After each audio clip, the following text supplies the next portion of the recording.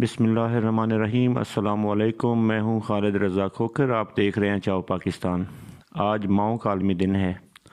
آپ میں سے جس کی والدہ اس دنیا سے پردہ فرما گئی ہیں، اللہ کریم انہیں غریق رحمت فرمائے، اور جن کی مائیں زندہ ہیں، اللہ کریم انہیں لمبی زندگی اور صحت والی زندگی اور باعزت زندگی عطا فرمائے۔ ماں سے محبت ہمارے مذہب، ہمارے دین، ہمارے ایمان کا حصہ ہے۔ ماں سے محبت قرآن کا حکم ہے، اسلام کا حکم ہے، رسول اللہ صلی اللہ علیہ وآلہ وسلم کا حکم ہے۔ ماں کو یاد کر کے حضور صلی اللہ علیہ وآلہ وسلم رویا کرتے تھے۔ ماں ایک باعزت رشتہ ہے۔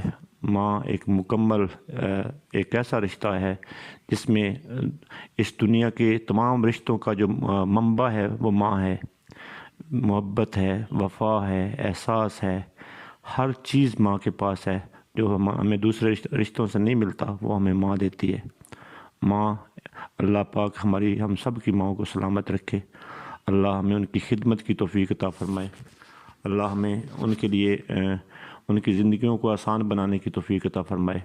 اللہ ہمیں نیک اعمال کی توفیق عطا فرمائے تاکہ ہمارے اعمال ان کے لیے صدقہ جاریہ بنے۔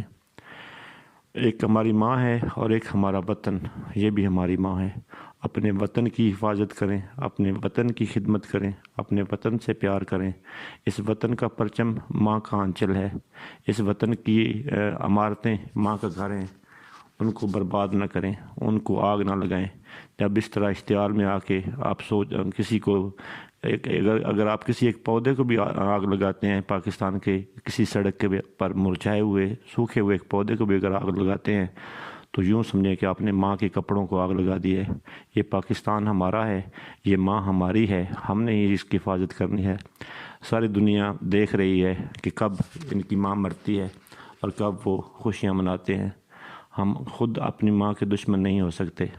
ہم خود اپنی ماں کو کون بیٹا ہے جو اپنی ماں کو مارنا چاہے گا؟